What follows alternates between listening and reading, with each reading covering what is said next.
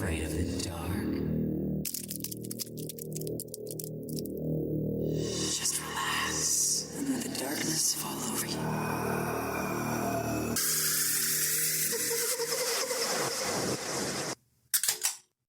Welcome to Afraidish, a podcast where we take a deep dive into the history and paranormal while enjoying some tasty adult beverages. From ghost sightings to hauntings, urban legends and cryptids, let's get weird and afraid-ish together. Welcome to episode 38. I'm Paul. And I'm Ashley. How are we doing? Well, I have a toothache, so...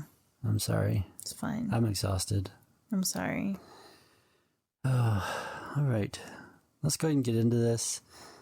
Hopefully it's not too long. It's a lot of history for this one.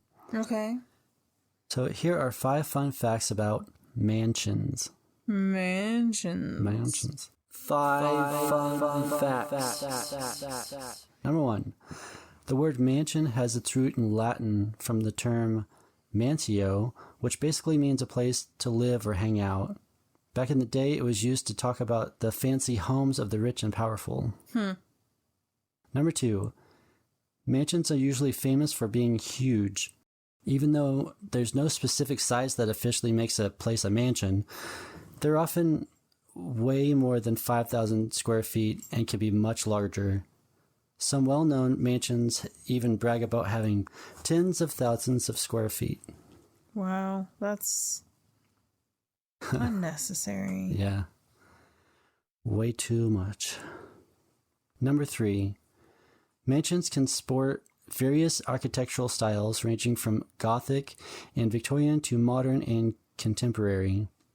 The design of each mansion can reveal a lot about the time it was built and the preferences of the people who owned it. Yeah. Number 4. Lots of old houses are open for the public to check out, and they're definitely worth a visit.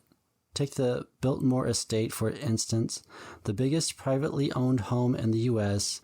It's made to look like a French Renaissance chateau and has a whopping 250 rooms, 65 fireplaces, Damn. an indoor pool, and even a bowling alley. That is crazy. That's a lot of unnecessary space. That will probably never be used. Or it was used one time. Yeah. Number 5. Certain mansions have pretty creepy histories and are left deserted now. Take the Los Feliz murder mansion in LA, for instance. It's got a serious dark past involving some of the most gruesome murders in history. That'd be an awesome place to do an episode on. Yeah. Now let's stay at this infamous mansion turned bed and breakfast and eat at its fine dining restaurant. I got most of this info from legendsofamerica.com, lempmansion.com, and, of course, Wikipedia. The Lemp Mansion in St. Louis, Missouri is known to be one of the top 10 most haunted places in America. The mansion used to be the lavish home of millionaires, but later turned into a run-down boarding house and office space. Currently, it has been restored and transformed into a fine dinner theater, restaurant, and bed and breakfast where you can enjoy a great time. That's cool. The Lemp Mansion started when Johann Adam Lemp came to St. Louis from Eschwege, Germany in 1838. He opened a little grocery store at Delmar and 6th Streets and started selling everyday household items, groceries, and his homemade beer. People liked his light golden lager beer more than the dark ones that were sold at the time.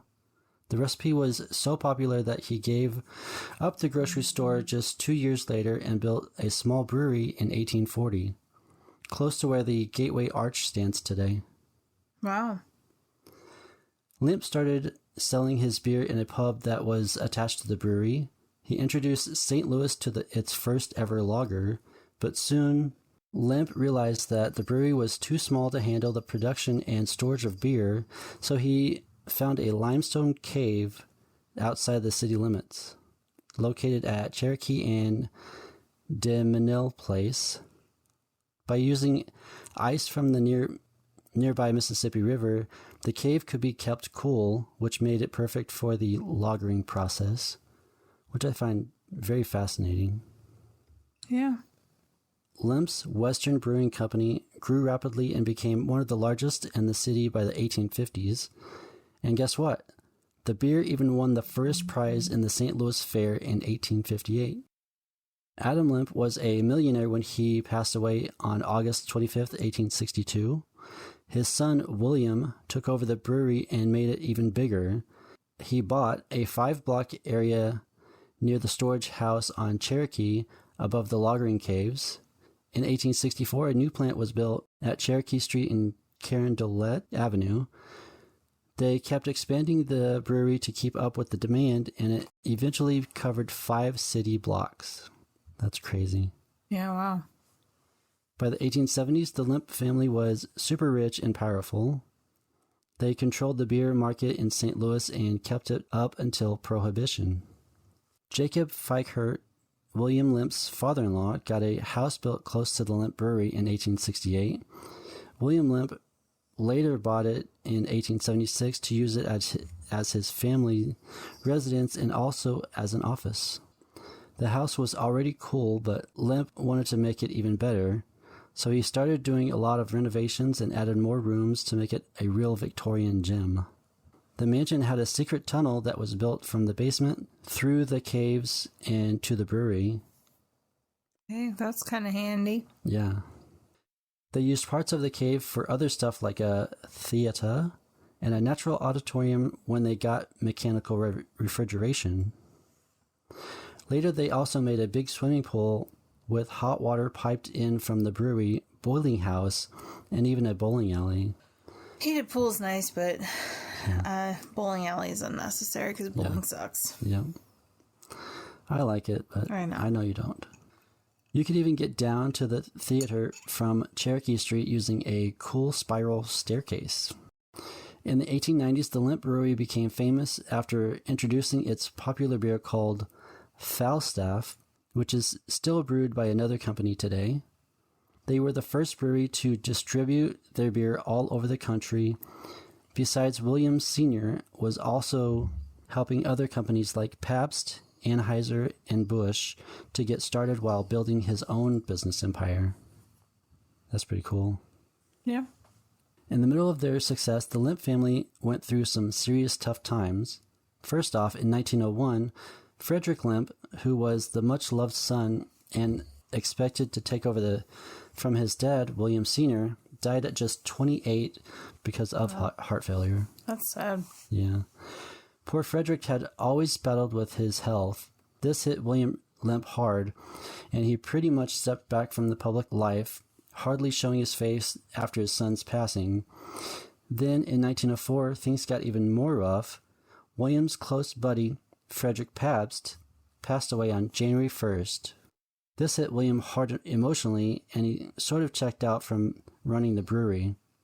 Even though he kept going to the office every day, he got more and more on edge. His physical and mental health took a nosedive, and on February 13th, 1904, he tragically ended his own life by shooting himself in the head with a .38 caliber Smith & Wesson. That's sad. Yeah. In November 1904, William Lemp Jr. became the new president of the William J. Lemp Brewing Company. Taking charge of the family business and a considerable fortune, he and his wife Lillian started enjoying their newfound wealth. They filled their homes with servants and indulged in lavish spending on carriages, clothing, and art. Lillian was a stunning lady with a rich background of her own. She tied the knot with William Lemp Jr. in 1899, and they welcomed William J. Lemp III on September 26, 1900. Lillian became famous as the Lavender Lady because she was all about that color. She didn't stop at just wearing lavender. Even her carriage horse harnesses were dyed in the same shade. At first, Will loved flaunting his trophy wife, but he was a bit of a player. Growing up with a silver spoon up his ass, in his mouth, he was used to doing things his way. William got bored with his gorgeous wife and asked her to shop more often. He gave her $1,000 a day, warned her that she wouldn't get any more if she didn't spend it all. $1,000 a day? A day, and she had to spend it all in one day. Every day. Just so he can fuck around. Wow. Meanwhile, Will kept himself occupied managing the brewery by day and engaging in various indulgent activities at night. He threw extravagant parties in the caves beneath the mansion, inviting numerous sex workers for the entertainment of his friends. With a swimming pool, bowling alley, and plenty of beer on tap, attendees at these events were known to have a good time in the underground space. Will faced the consequences of his actions when he fathered a son with a woman other than his wife. To this day, there is no official documentation acknowledging the existence of this boy. However, persistent rumors suggest that he was kept hidden in the mansion attic throughout his life. Jesus. According to St. Louis historian Joe Gibbons, interviews with a former nanny and a chauffeur who worked at the mansion corroborated the boy's existence. He resided in the attic quarters alongside the servants' rooms, a result of Will's affair with either one of the many sex workers or a mansion servant. Born with Down syndrome, the boy became a source of embarrassment for the Lemp family. In an attempt to conceal his perceived shame, he was kept away from the public eye, referred to this day as the, quote, monkey face boy. That's sad. His lingering presence is said to be felt at the Lemp mansion. Fucking wealthy people that think like whether you're wealthy or not, if you think like that, you're a fucking disgusting human being. And I understand it was a different time and things weren't understood the way that they are now, but I just don't understand how people are so quick to lose their humanity when someone's different. It's makes me so angry. It's ridiculous. Eventually, in 1908, William Jr. grew weary of his trophy wife and initiated divorce proceedings. The fact that she hadn't taken this step earlier could be attributed to the norms of the time. The divorce proceedings became a prominent St. Louis scandal, grabbing extensive front-page coverage from all four major newspapers in the city. The trial kicked off in February 1909, drawing crowds of the courthouse eager to witness the drama unfold, featuring tales of violence, drunkenness, atheism, and cruelty. Oh no, not atheism. He wasn't a Christian. Interestingly, Lillian almost overlooked William's indulgent lifestyle, nearly lost custody of William Lemp III due to a photograph presented during the trial showing her smoking a cigarette. Oh, the scandal.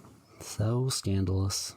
Despite this, she managed to retain custody of their son but chose to step away from the public eye.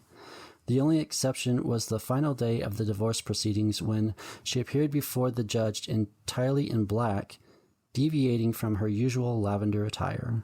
Following the divorce, Will encountered new challenges. In 1906, 9 prominent breweries in the St. Louis area joined forces to establish the Independent Breweries Company, intensifying competition that the Lemp Brewery hadn't previously encountered. Concurrently, Will's mother passed away on April 16th of the same year after battling cancer.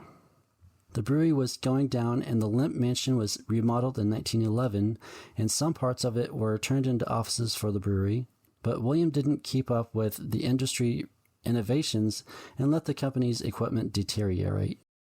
By the time of World War I, the brewery was just barely staying afloat. William built a country home on the Merrimack River and started to spend more time there. Of course, spend all your money building other stuff other than keeping up with your business. I mean, that's what good businessmen do, isn't it? Look at Donald Trump. Yeah. In 1915, he married Ellie Lindbergh, who was the widowed daughter of Caspar Kohler, a late St. Louis brewer. In 1919, the era of Prohibition dawned, significantly impacting the fate of the Lemp Brewery. Already financially secure, the individual family members lacked the motivation to sustain the brewery. Initially, Will held onto the hope that Congress would repeal the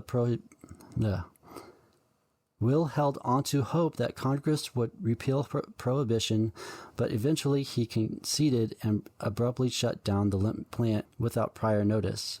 When the workers arrived one day, they discovered the doors sealed and the gates locked. It's crazy. Yeah. On March 20th, 1920, Elsa Lemp Wright, William's sister and the wealthiest heiress in St. Louis, tragically took her own life, mirroring the fate of her father years earlier. Elsa's despair was attributed to her shitty marriage. In an effort to recoup some value, William Jr. liquidated the plant's assets and auctioned off the buildings. In 1922, he sold the renowned Lemp Falstaff logo to brewer Joseph Greisadike for $25,000. The brewery buildings found a new owner in the International Shoe Company, which acquired them for $588,000. Only a fraction of their estimated worth, which had been $7 million in the years leading up to Prohibition. Following the decline of the Lemp brewing dynasty, William J. spiraled into a deep depression. Much like his father, he grew increasingly anxious and unpredictable, withdrawing from public life and frequently complaining about his health. On December 29, 1922, William took his own life by shooting himself in the heart with a .38 caliber revolver in the same building where his father had died 18 years earlier. His suicide occurred on the main level of the mansion, just inside the entrance to the left, which had served as his office. He had laid to rest in the family mausoleum at Bellefontaine Cemetery in the crypt just above his sister Elsa. It's a lot of suicides in one family. Yeah. They say it was a curse. Because it's always a curse. Hmm. With William Jr.'s passing and his brothers Charles and Edwin having long departed from the family business, it appeared that the Lemp Empire had reached its conclusion. Edwin had embraced a life of seclusion at his estate in Kirkwood, Missouri, since 1911, while Charles, who had never been involved in the brewery, opted for a career in banking and real estate. In 1943, another tragedy struck when William Lemp III passed away from a heart attack at the age of 42. Following this, Brother Charles undertook the task of transforming the mansion back into a residence. He lived there with two servants and the illegitimate child of his late brother William. As Charles aged, he too became an eccentric figure. Battling a morbid fear of germs, he adopted obsessive-compulsive behaviors like always wearing gloves to avoid bacteria and frequently washing his hands. During this period, William's illegitimate child, now in his 30s, passed away at the mansion and was laid to rest on the Lemp cemetery plot with a modest flat marker bearing the word Lemp. Shortly after the death of this individual known as the, quote, monkey face boy. He doesn't have a name? I couldn't find the name. They just called him monkey face boy. That's tragic. Charles became the fourth member of the Lemp family to take his own life. He initiated the tragic sequence by shooting his cherished Doberman Pinscher in the mansion's basement, then ascended the staircase to his second-floor room. He turned the gun on himself. Charles was discovered on May 10, 1949, by one of his staff members, still gripping a .38 caliber Army Colt revolver in his right hand. Notably, the dog was found shot in the basement halfway up the stairs. Edwin Lemp was the only one among the Lemps who didn't follow the tragic path of his family. He was known for being reserved and reclusive, and he distanced himself from the Lemp Brewery way back in 1913. He chose to live a peaceful life on a secluded estate in Kirkwood, Missouri. On account of natural causes, he passed away in 1970 when he was 90. Edwin's butler did as he was instructed by burning all the paintings the Lemps had collected over the years, along with tons of important family papers and artifacts. That's kind of sketch. Yeah. All of those priceless pieces of history were destroyed in a raging bonfire. Sadly, Edwin's passing marked the end of the Lemp family line. They were buried in the peaceful Bellefontaine Cemetery. After Charles Lemp died, the mansion was sold and turned into a boarding house. Over time, the building started to fall apart, and the neighborhood around it wasn't much better. Soon enough, rumors started to spread about the hauntings there. People talked about hearing ghostly knocks and phantom footsteps throughout the house. As these stories got around, fewer and fewer people wanted to live there, and it became more and more run down. Eventually, it was barely better than a flop house. A flop house is a cheap hotel or boarding house with minimal amenities. It's a place for people who have no home and very little money. And now for the hauntings. Back in 1975, a guy named Dick Pointer and his family bought an old mansion, which was about to be demolished. They turned it into a restaurant and inn after renovating it. However, the workers in the house often experienced strange things like apparitions, vanishing tools, and feeling of being watched, which made them quit the job. Since the restaurant opened, the staff members have reported many paranormal activities like apparitions, flying glasses, doors locking and unlocking by themselves, and lights turning on and off. The piano bar often plays by itself when no one is near it. The building is said to be haunted by several members of the Lemp family, and the stairway, the attic, and the gates of hell in the basement are the areas with the most activity. The gates of hell are the entrance to the caves that run below the mansions and the brewery. The attic is believed to be haunted by William Jr.'s illegitimate son, known simply as, I'm not going to say it again. I wish I could find his name. Born with Down syndrome, this unfortunate individual spent his life confined to the attic of the Lemp mansion. Unusual events are frequently reported on this third floor level of the mansion. Passers-by have claimed to catch glimpses of the boy's face from the street, peering through the small windows of the mansion. In attempts to document paranormal activity, ghost investigators have placed toys in the center of the room, marking a circle around them to detect any movement. Upon revisiting the next day, the toys consistently appear in different locations, adding to the mysterious occurrences associated with the attic. That'd be pretty wild. Having set something in a circle and it moved to a different place. Some women have reported seeing a man peeking over the stall in the downstairs women's bathroom. This bathroom used to be William Jr.'s personal domain, and it was the first freestanding shower ever built in St. Louis. One time, one of the women who had just came out of the bathroom went back to the bar and said to the two men she was with, "I hope you got an eyeful," but the two men denied ever leaving the bar, which the bartender confirmed. Folks say that this ghost is actually William Jr., who was a bit of a womanizer. In the room once belonging to William Lemp Sr., guests have frequently recounted hearing what sounds like someone rushing up the stairs and kicking at the door. This eerie experience is reminiscent of the tragic events surrounding William's suicide. When William Jr. discovered his father's lifeless body, he urgently ascended the stairs to his father's room, faced a locked door. He resorted to kicking it in, desperately trying to reach his father. The echoes of this distressing moment seem to linger in the reports of phantom sounds in the room. A few years back, a tour guide who worked part-time claimed to have heard horse sounds from outside the room where William Lemp Sr. once kept his office, but when the guide looked through the window, there was nothing to be seen. The area is now used as a parking lot, was once a place where horses were tied. The mansion has been featured in many magazines and newspapers, and now it's a hotspot for ghost hunters from all over the country. Today, it's a bed and breakfast with rooms that have been restored to their original period style. You can also enjoy some fancy dining at the restaurant, and if you're into mysteries, there's a dinner theater that you'll love. You can also take tours at the mansion. And that is the Lemp Mansion. Yeah, it's supposed to be really haunted, and it'd be fun to visit there. Yeah? If we could afford the dinner, it'd be a really great place to eat. Have you seen a menu? Yeah, it's like $50 a plate. Or 25 or 50, I can't remember. Still. Well, maybe someday.